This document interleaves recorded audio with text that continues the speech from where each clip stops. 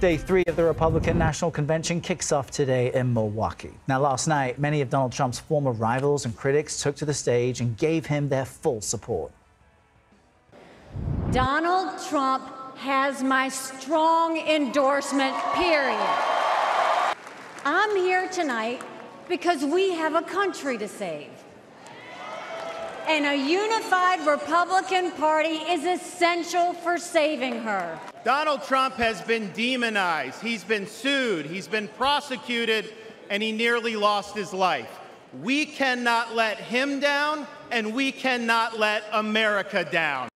Donald Trump is the president who will actually unite this country, not through empty words, but through action. Because you know what? Success is unifying. Excellence is unifying. That's who we are as Americans.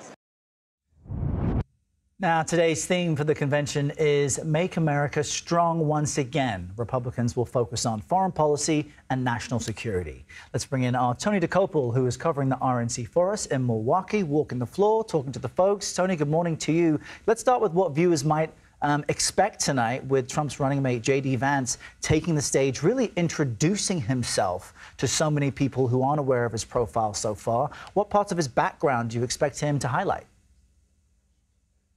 You know, I think he's going to highlight his background as one that is a classic American success story. In fact, before he became a Trump Republican, when he was a bit more of an independent, he wrote an essay for the New York Times about how his background resembled Obama's background. Father not in the picture, changed his name, took his mother's last name, then lost that last name, went with Vance, which is his grandparents' last name. And that journey of names is also his journey out of some bad situations, family members incarcerated, family members addicted, then a journey to the Marine Corps, where he was a corporal, and then to Ohio State, and then to Yale Law School.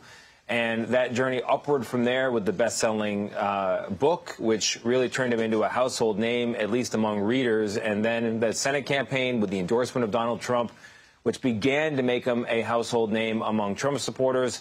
And then here we are tonight. I think the message he's going to have to deliver is one that, yeah, I'm 39 years old, I'm a millennial, but don't be afraid, folks, and make no mistake, I'm capable of doing this job and the effect right away if it comes to that. So that will be his goal, and from all accounts, he's ready for it. And I'm wondering if he will address at all any of the criticisms he previously had about Donald Trump before now being welcomed onto the ticket. And speaking of, you know, Nikki Haley endorsed Trump last night. She was a fierce opponent of Trump, you know, during the caucuses and primaries. Let's just quickly listen to what she had to say.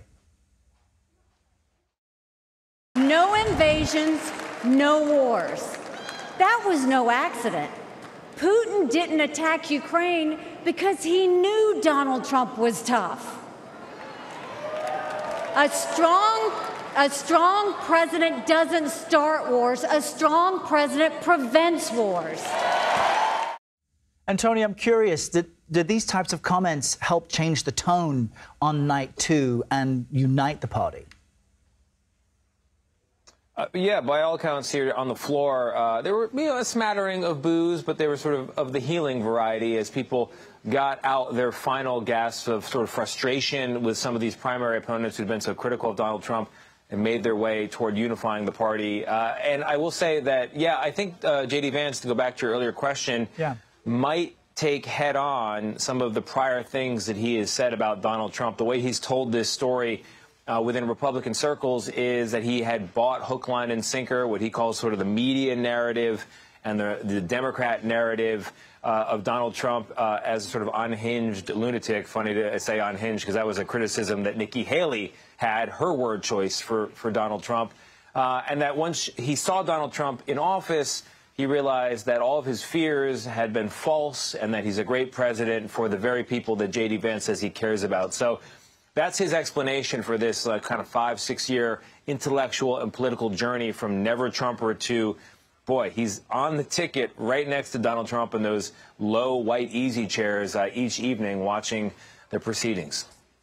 All right, awesome stuff, Tony. We will continue to watch closely. Thank you very much.